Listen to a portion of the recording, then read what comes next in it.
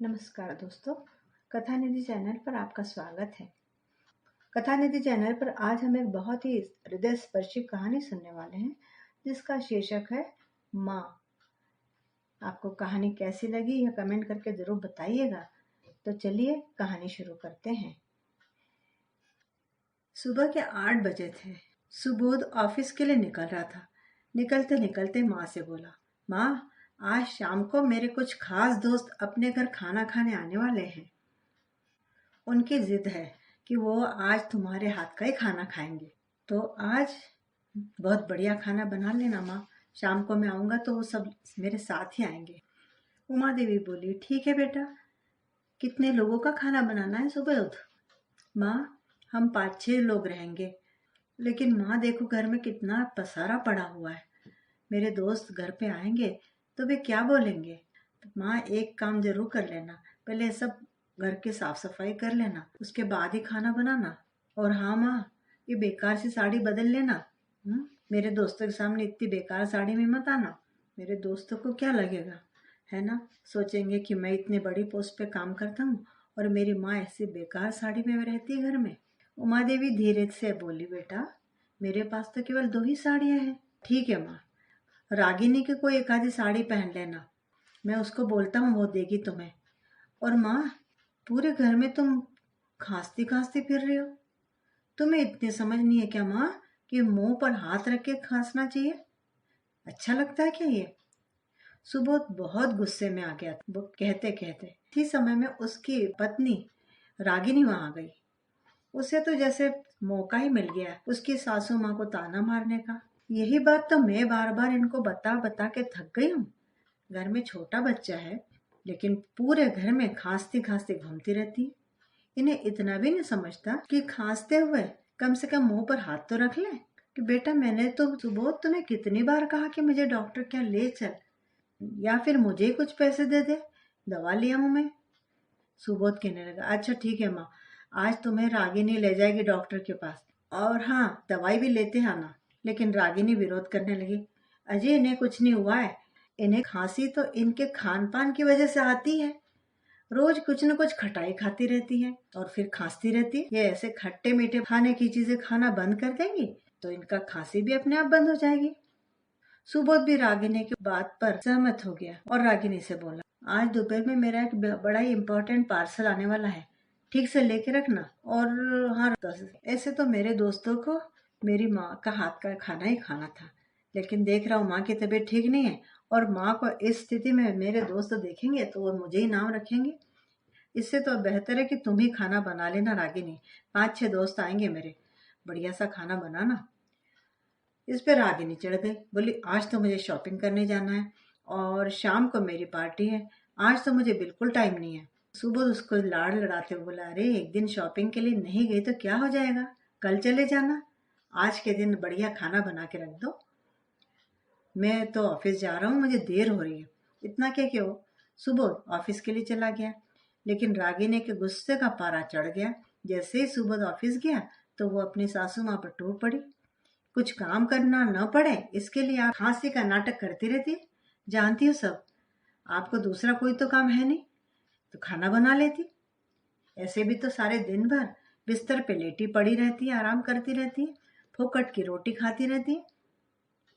बहू के मुंह से ऐसे अपमानजनक शब्द सुन के उमा देवी की आंखें आंसू से भर आई। उनका खांसी का दौरा बढ़ता जा रहा था। उन्हें इस स्थिति में ठीक से बोलना भी नहीं जम रहा था। वो अपने रूम में जाके लेट गई। सुबोध के गुस्से से डर के मारे रागिनी ने खाना तो बना लिया। जब उसके सारे दोस्त खाना खा के चले गए तो उसके बाद में जो खाने के झूठे बर्तनों का ढेर था वो रागिनी ने वैसे पड़ा रहने दिया। दूसरे दिन जब उमा देवी मंदिर से पूजा करके घर वापस आई तो उन्होंने देखा कि बेटा और बहू कहीं बाहर जाने के लिए तैयार थे। रागिनी ने सासू माँ को देख लिया। वो बोली, माँ, थोड़े बर्तन पड़े साफ करने के, उतने साफ करके रख लीजिए। और हाँ, रात का खाना भी बना कर रख देना, हमें थोड़ा देर हो जाएगी वापस आने में। सुबोध ने अपनी पत्नी के बोलने पर कोई जवाब न दिया। आज रविवार था और दोनों उनके बच्चों को लेके सुबह सुबह ही बाहर जा रहे थे। कहाँ जा रहे थे ये भी उमा देवी को मालूम नहीं था। और उनसे कुछ पूछने की भी उनकी हिम्मत न थी और उनका बेटा उन्हें बताने भी वाला न था। उमा देवी ने किचन में जाकर देखा, बर्तनों का बड़ा ढेर पड़ा हुआ था साफ करने के लिए। उन्होंने जैसे तैसे करके सारे बर्तन मांज के रख दिए। फिर सुबोध और बहू रागिनी के आने से पहले रात का खाना भी बनाकर रख दिया। कुछ समय बाद में उमा देवी की तबीयत कुछ ज्यादा ही खराब हो गई। माँ को बीमार देखकर सुबोध को थोड़ी चिंता हो गई और वो माँ को हॉस्पिटल में लेकर चला गया। चेकअप होने पे ये बात मालूम पड़ी कि उन्हें बारंबार जो खांसी आ रही थी उसके वजह से उन्हें टीबी हो गया है। अब उन्हें ठीक होने के लिए काफी दिन तक ट्रीटमेंट लेनी होगी। अब उनकी ट्रीटमेंट शुरू हुई। कुछ दिनों के लिए उन्हें रोज दवाई दी गई, लेकिन जब देखा कि खर्चा बढ़ता जा रहा है तो सुबोध ने धीरे धीरे दवाई लाना बंद कर दिया। नतीजतन उमा देवी की तबीयत और ही बिगड़ती चली गई।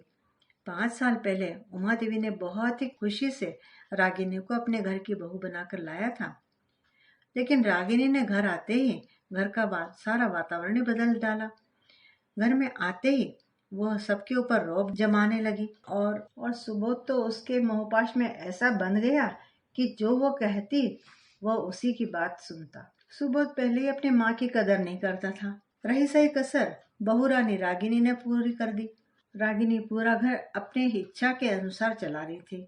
उसकी मर्जी के बिना घर में पत्ता तक इधर से उधर न हिल सकता था।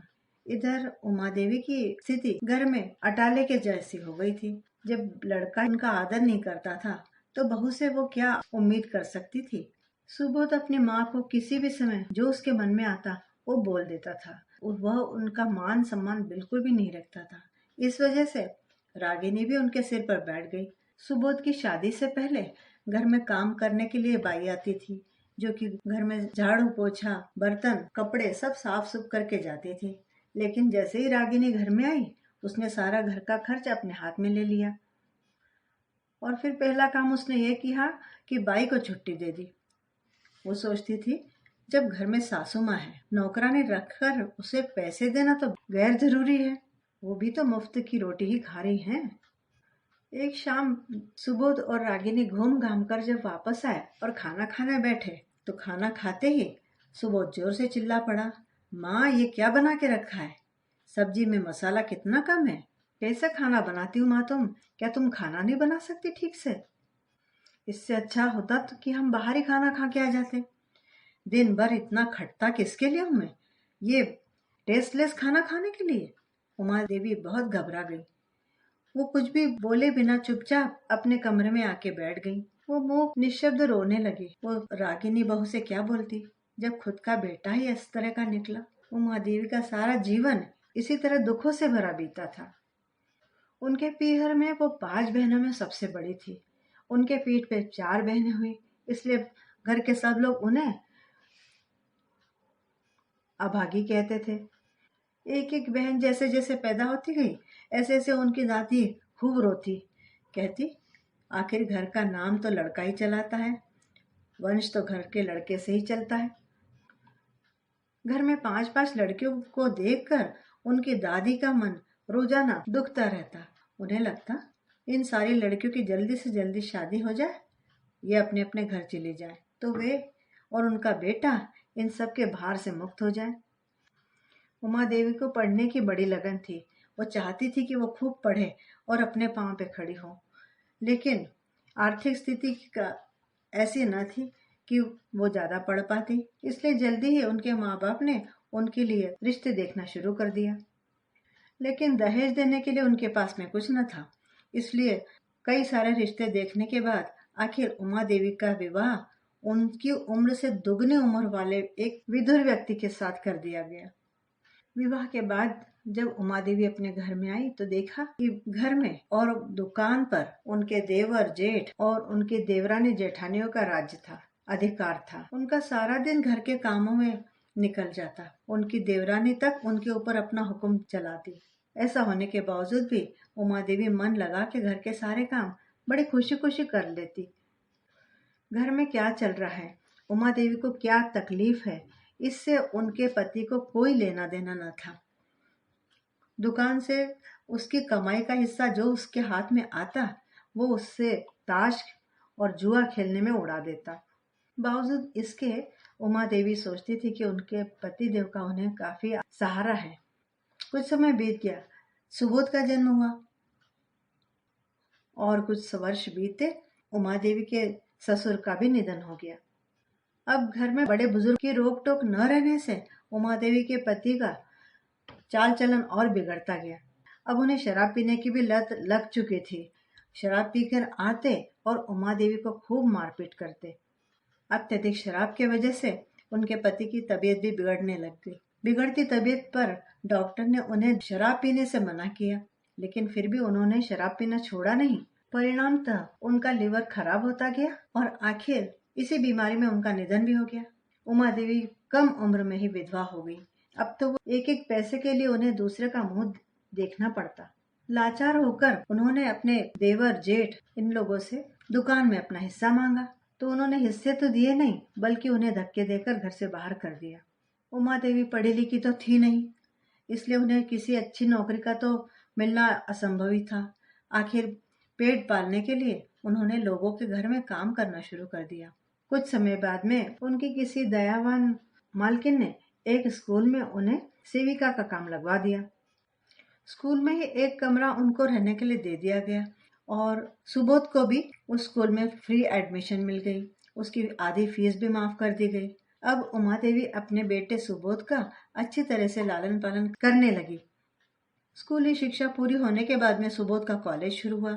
सुबोध पढ़ाई में होशियार था, लेकिन उसमें अपने बिगड़ेल पिता के जीन्स भी थे। वो भी अपने पिता के समान ही उमा देवी को हमेशा गाली देकर ही बात करता था। उमा देवी ने उसे समझाने का बहुत प्रयत्न करा, उसे सुधारने की बहुत कोशिश की, लेकिन सुबोध उनकी कुछ न सुनता। कुछ समय के बाद सुबोध को एक अच्छी कंपनी में बढ़िया पोस्ट पर नौकरी भी मिल गई। अच्छा वेतन भी मिलने लग गया। अब उसने अपने पसंद की लड़की रागिनी इसके साथ में शादी भी कर ली और एक 2 BHK फ्लैट खरीद लिया। उमा देवी को भी वो अपने साथ घर पे लेकर गया, लेकिन उनके साथ में कभी भी प्रेम से नहीं बोलता था, न ही कभी उन्हें आदर या सम्मान देता। बेचारी उमा देवी तो इस घर में आकर भी एक नौकरानी के समान ही रहने लग गई। सुबोध का घर वे संभालने लगी।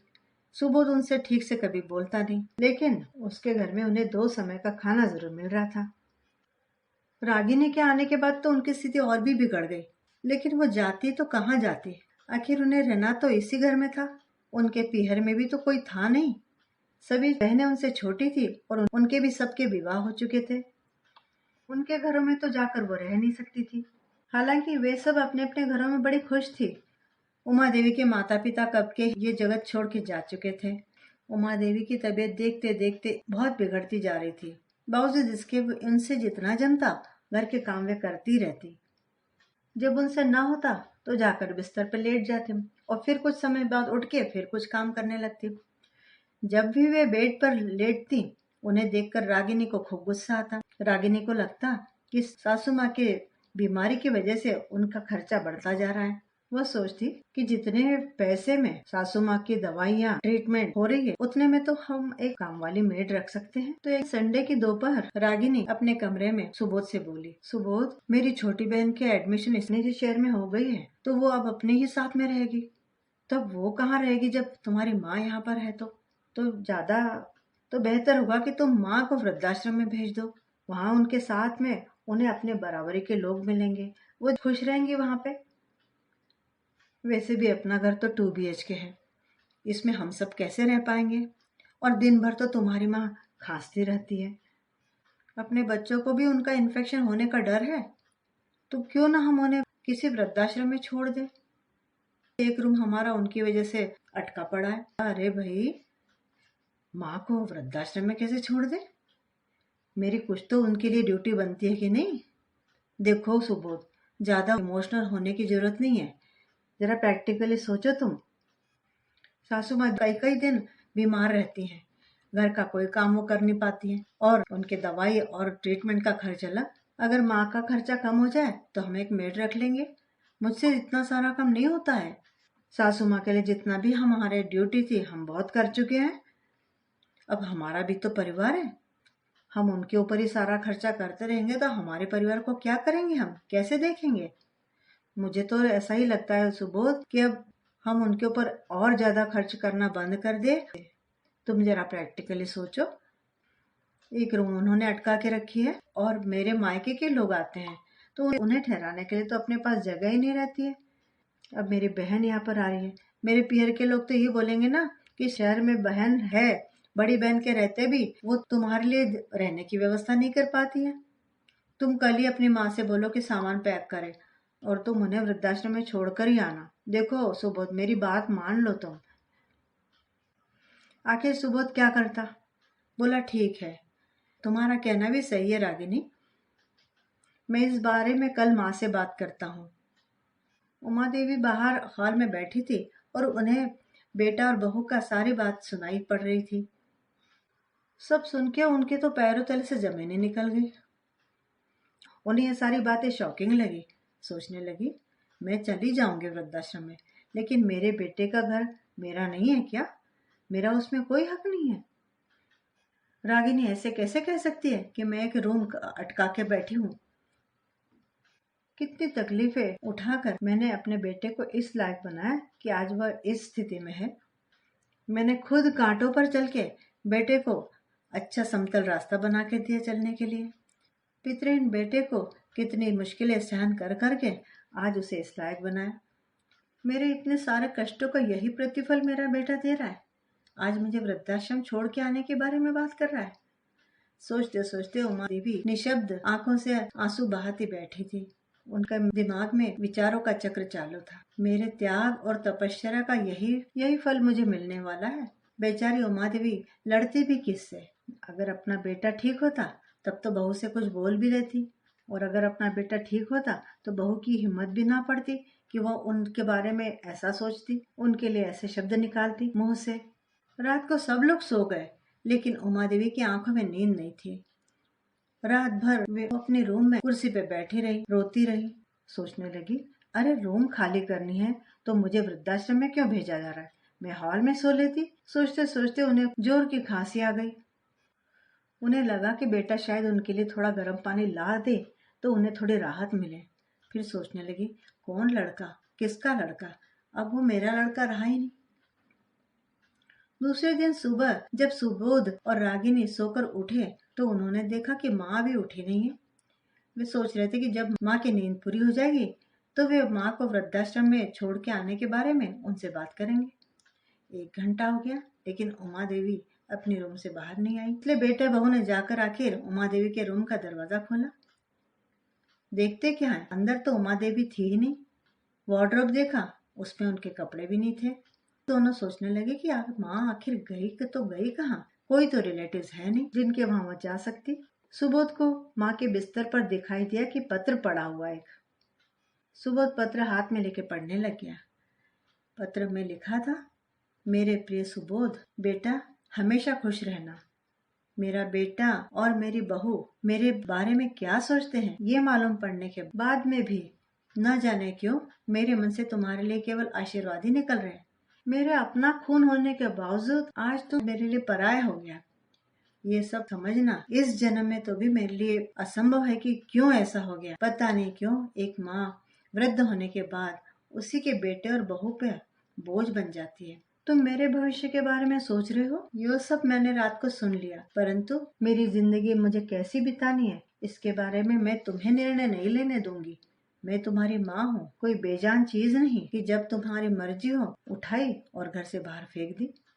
मैं बूढ़ी हो गई हूँ, लेकिन मैं लाचार नहीं हुई अभी भी।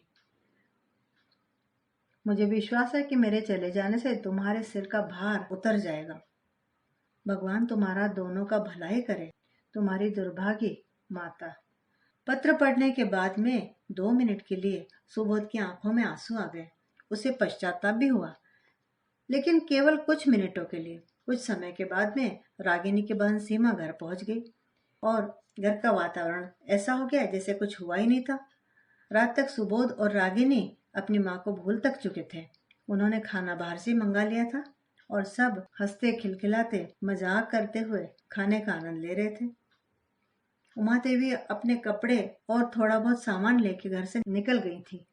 एक दिन पहले ही उमा देवी को अपने निराधार विधवा होने की वजह से जो पैसा मिलता था वो मिला था। उससे उन्होंने सबसे पहले तो खुद के लिए दवाई खरीदी और फिर उन्होंने सोचा कि अब उन्होंने आगे क्या करना है। उन्होंने अपनी छोटी बहन को फोन लगाया और अपने मायके का जो पुराना जीर्ण शीर्ण मकान था वहां मिलने के लिए बुलाया। वहां कोई रहने वाला तो था नहीं। माँ बाप कई बरस पूर्व इस संसार से निकल गए थे। उन्हें भाई कोई था नहीं जो उस घर की देखरेख करता।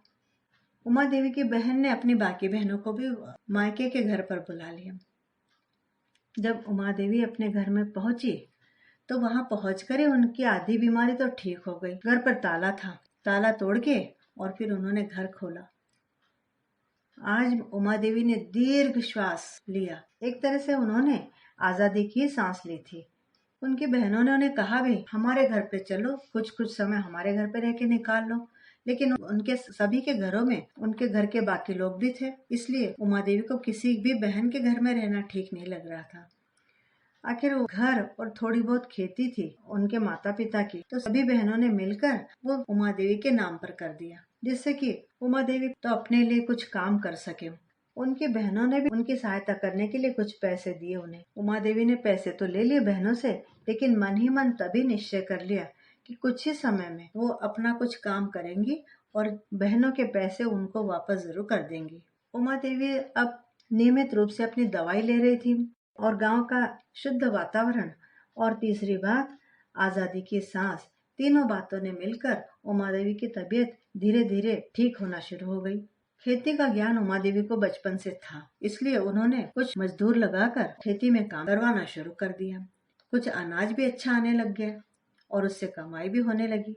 धीरे धीरे उमा देवी ने अपने बहनों से लिए हुए पैसे उन्हें वापस भी कर दिए और बड़ी बहन तो थी ही वो, तो वो अपनी छोटी बहनों का माँ के समान लाड़ चाव करने लगी। उमा देवी की वजह से उनकी छोटी बहनों को फिर एक बार उनका मायका मिल गया। उमा देवी तीज त्योहार बहनों को बुलाकर अच्छी तरह से करने लगी, उन्हें अच्छे उपहार देने लगी।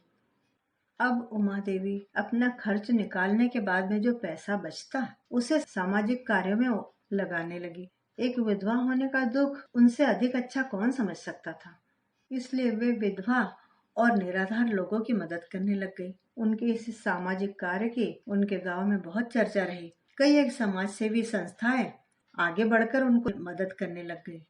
अब उमा देवी खुश रहने लगी थी। उन्हें उनके जीवन का लक्ष्य मिल चुका था।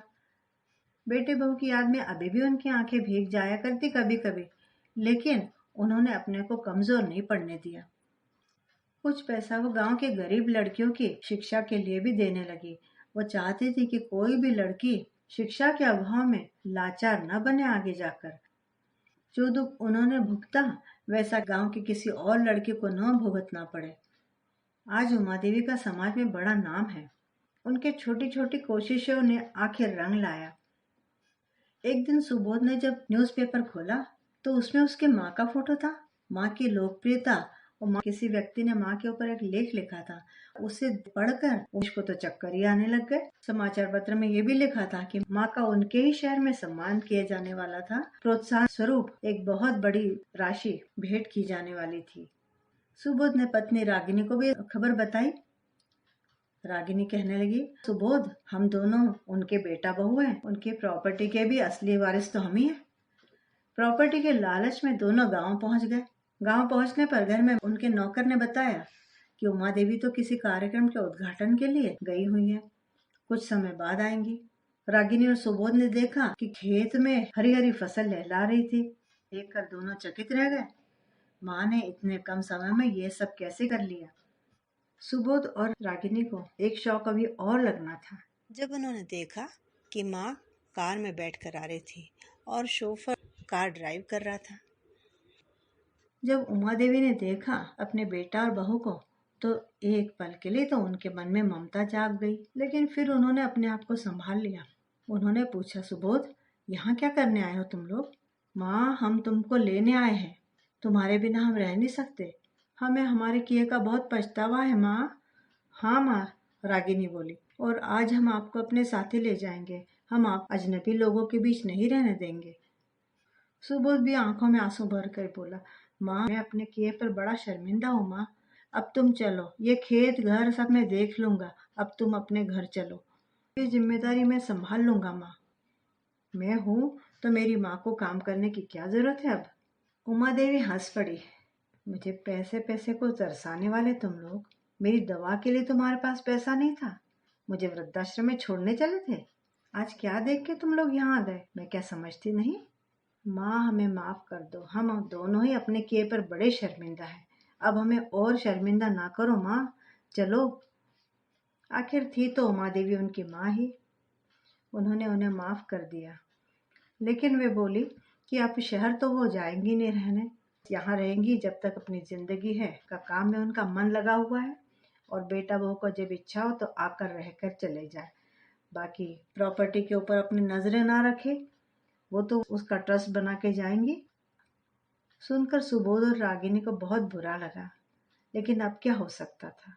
माँ ने निश्चय कर लिया था और अब माँ उनकी किसी बात को मानने वाली नहीं थी। माँ ने उन्हें माफ कर दिया, यही बड़ी बात थी। सुबोध और रागिनी अपना समूह लेकर चले गए। तो मित्रों, कहानी कैसी लगी आपको, कमेंट करके जरूर बताइएगा। अगर आपने अभी तक मेरे चैनल को सब्सक्राइब नहीं किया है तो ज़रूर कर लीजिएगा। मिलती हूँ दोबारा अच्छी सी कहानी के साथ, तब तक विदा।